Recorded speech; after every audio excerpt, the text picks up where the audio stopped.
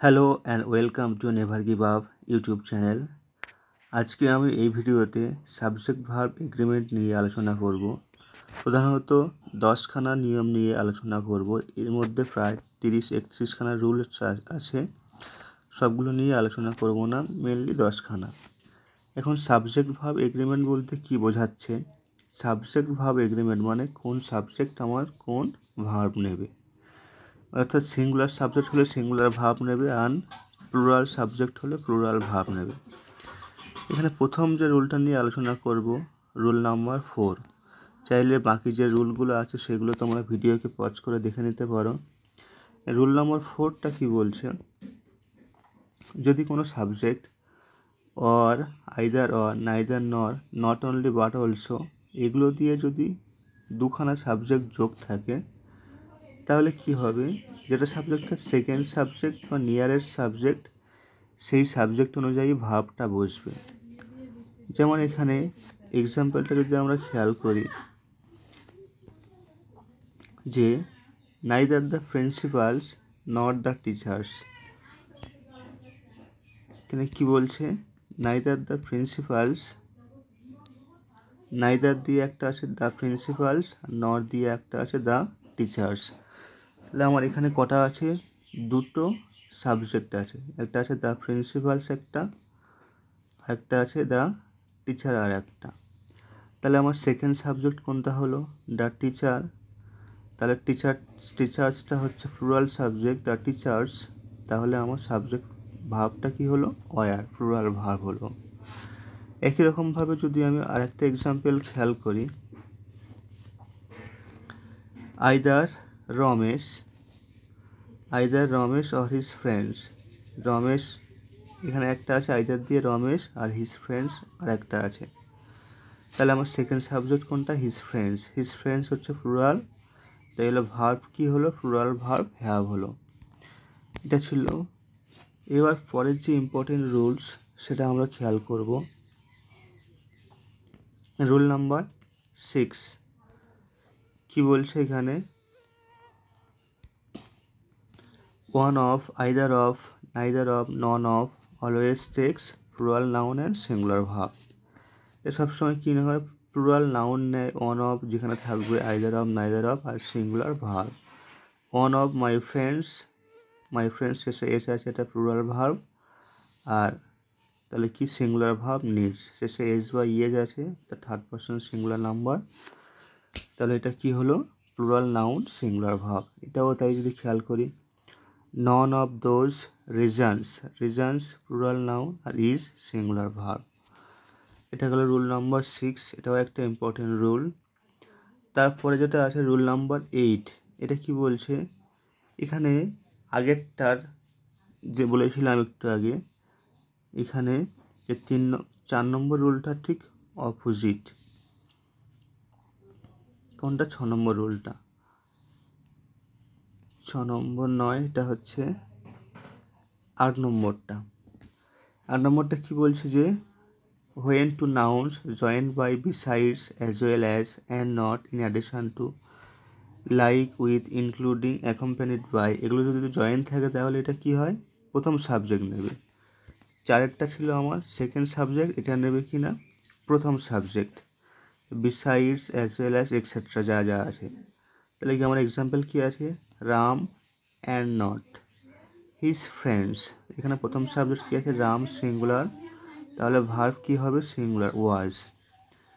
পরের এক্সাম্পলটা কি আছে, the house singular subject, with দিয়ে যোগ আছে, অল ইটস বিলঙ্গিংস, এটা প্লুরাল আছে, আমার প্রথম সাবজেক্ট সিঙ্গুলার আছে বলে ভার্ব কি হলো, সিঙ্গুলার হলো। এখানে 7 নম্বর রুলটাও ইম্পর্টেন্ট। এখানে এই যে সাবজেক্টগুলো আছে, furniture, luggage, information, advice, etcetera, knowledge, এই যেগুলো আছে যে বিহেভিয়ার, সিনারি, ট্রাফিক, এগুলো আমাকে কখনো এর যোগ করলে প্লুরাল করতে পারবো না, এগুলো সবসময় সিঙ্গুলার সাবজেক্ট হিসাবেই বসে। যেমন যদি এক্সাম্পলটা খেয়াল করি, এখানে ওয়ার্ক ইজ অরশিপ, এখানে এই যে ওয়ার্ক ইজ অরশিপ, ওয়ার্কটা কখনো অক্স হয় না, নলেজ কখনো নলেজেস করতে পারবো না, এগুলো সব সিঙ্গুলার হিসাবেই বসে, ভাবটাও সিঙ্গুলার হিসাবেই বসে।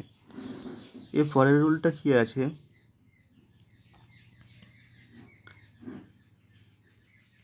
পরের রুলটা যদি খেয়াল করি আমরা, এখানে 12 নম্বর রুলটা, বাকি রুলটা তোমার পজ করে দেখে পড়ে নিতে পারো। কি বলছে এখানে, এই যে নাউনগুলো এখানে আছে, scissors, pants, trousers, binoculars, spectacle, shorts, shoes, এগুলো সবসময় প্লুরাল হিসাবেই বসে, এগুলো যেমন সিঙ্গুলার হিসাবে বসে না। যেমন মাই শুজ, শুজ বলতে দুখানা হয়, এরপরে ভাবটা কি হয়, আর হয়। সিজার্স কারণ কাঁচি, কাঁচি দুটোকে নিয়ে দুটো পার্ট নিয়ে কাঁচি হয়, সেই জন্য এর পরে কী হয়, ভাবটা প্লুরাল হয়। The scissors are blunt, the scissors are blunt. কিন্তু যদি আমরা বসাই এ পেয়ার অফ সিজার্স, যদি এগুলোর আগে এই পেয়ার অফ করে বসাই, তখন কিন্তু সেটা আবার সিঙ্গুলার হয়। এই যে এখানে দেওয়া আছে এই এ পেয়ার অফ ইউজড সাথে singular, only a pair of shoes, যখনই এ পেয়ার অফ শুজ বলবো তখন ভাবটা কি হবে, সিঙ্গুলার, ইজ হয়ে গেল। এ পেয়ার অফ সিজার্স হলে ভাবটা কি হয়ে যাবে, সিঙ্গুলার হয়ে যাবে। তাহলে খেয়াল রাখতে হবে, এ পেয়ার অফ বললে আমার ভাবটা কি হয়ে যাবে, সিঙ্গুলার হয়ে যাবে। এর পরের যে রুলটা আসছে, রুল নাম্বার 16, এখানে কি বলছে যে অনেকগুলো দেওয়া আছে, ফ্রেজ দেওয়া আছে, a number of, a lot of, plenty of, quarter of, two third of, most of, etcetera etcetera. এগুলোর পরে যদি আমার ভার্ব যদি প্লুরাল হয়, তাহলে সাবজেক্ট যদি প্লুরাল হয় ভার্ব প্লুরাল হবে, আর সাবজেক্ট যদি সিঙ্গুলার হয় ভার্ব সিঙ্গুলার হবে। যেমন খেয়াল করি এখানে এই এক্সাম্পলটা, most of the persons are dishonest, most of the পরে পার্সন হয়েছে, এই পার্সনসটা হচ্ছে প্লুরাল, সেই জন্য ভার্বটা কী হলো, প্লুরাল হলো। পরের এক্সাম্পলটা, most of the milk, milk হচ্ছে আনকাউন্টেবল অর্থাৎ সিঙ্গুলার নাউন, সেই জন্য ভার্বটা কী হলো, সিঙ্গুলার হলো। এর পরের রুলটা আমরা খেয়াল করব, রুল নাম্বার 17, এটাও খুবই important. A number and the number, A number means many, A number মানে অনেকগুলো, এরপরে সবসময় কী হয়, প্লুরাল ভার্ব হয়। এ নাম্বারের পরে সবসময় প্লুরাল ভার্ব হয়। Are the number means definite, নির্দিষ্ট সংখ্যক, সেই জন্য এর পরে কী বসে, কালেকটিভ নাউন, এরপরে সিঙ্গুলার ভার্ব বসে। দ্য নাম্বারের পরে কী বসে, আমার সিঙ্গুলার ভার্ব। তাহলে এক্সাম্পলটা খেয়াল করি, a number of students, a number of students, a number of students, এই নাম্বারের পরে কী বসবে, নাম্বার অফ স্টুডেন্টস, ভাবটা কী হবে, প্লুরাল হবে। কিন্তু পরেরটা, the number of candidates, the number যখনই থাকবে, ভাব যাই থাকুক না কেন, এরপরে আমার কি হবে, ভাবটা সিঙ্গুলার হবে।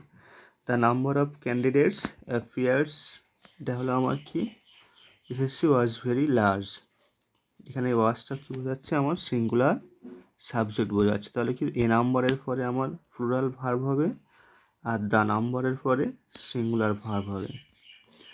তারপরে রুল নাম্বার 20, ভেরি ইম্পর্টেন্ট, যে দুটো সাবজেক্ট যদি নো দিয়ে যোগ থাকে তখন, এবং যদি সেগুলো যদি সিঙ্গুলার সাবজেক্ট হয় তাহলে ভাবটাও সিঙ্গুলার হবে।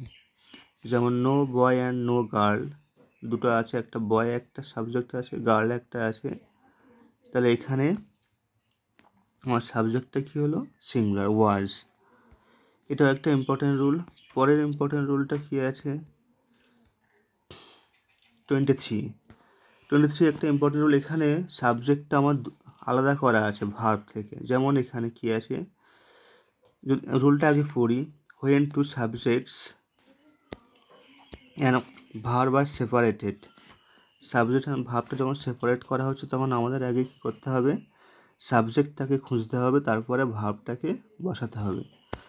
যেমন এখানে কি বলছে, দ্য কোয়ালিটি অফ গুডস, এখানে সাবজেক্ট কোনটা, দ্য কোয়ালিটি অফ গুডস, এখানে গুডস কিন্তু সাবজেক্ট নয়, কোয়ালিটি হলো সাবজেক্ট, গুডসের কোয়ালিটিটাই হচ্ছে সাবজেক্ট। কোয়ালিটি হচ্ছে আনকাউন্টেবল নাউন, সেই জন্য সাবজেক্টটা কী হবে, আনকাউন্টেবল অর্থাৎ সিঙ্গুলার নাউন বসবে।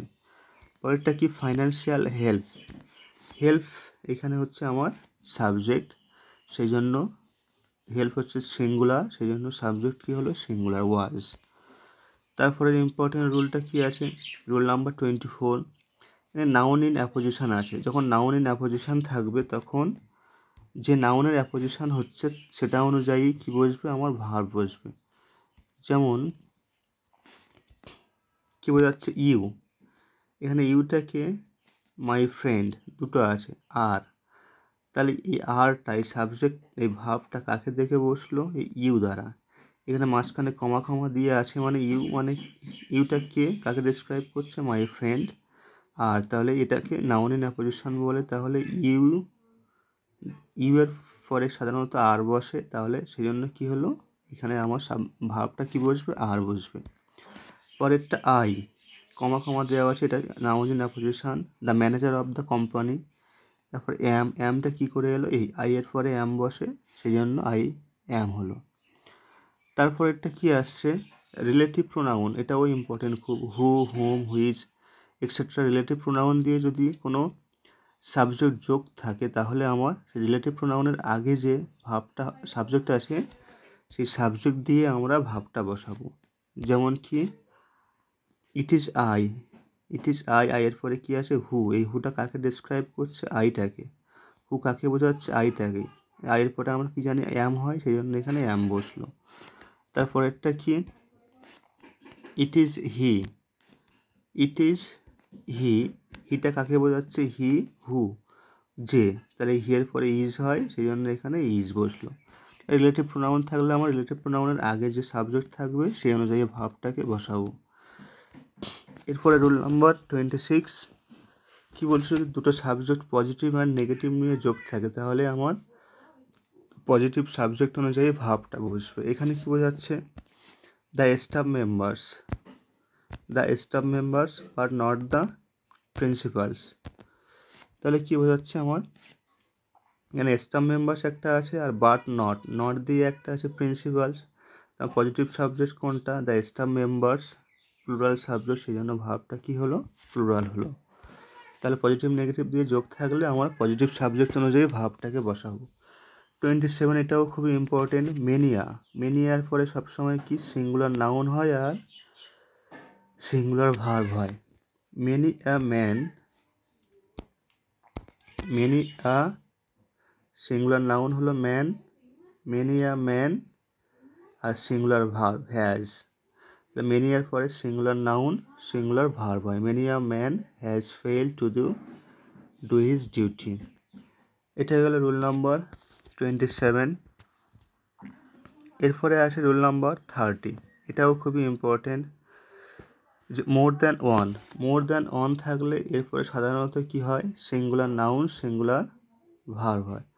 More than one worker was absent, more than one, তারপরে হলো worker singular noun singular verb. More than one student was skilled. কিন্তু রুল নাম্বার 31 এটা মোর, মোর তারপরে কি আসছে,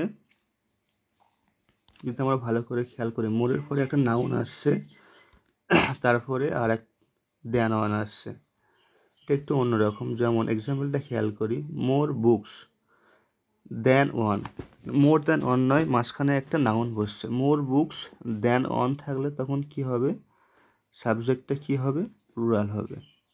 ঠিক আছে, হয় plural verb is use such construction, more books than one have been purchased by her. তা এখানে মোটামুটি 31খানা রুলস আছে, আমি বেছে বেছে 8-10টা আলোচনা করলাম এখানে, বাকিগুলো তোমরা পজ করে দেখে নিতে পারো ভিডিও। সবাই ভালো লাগলে জানাবেন কেমন লাগলো, আর বাকি কী ডিমান্ড জানাবেন। আজকে এই পর্যন্ত, সবাই ভালো থাকবে, জয় হিন্দ, টাটা।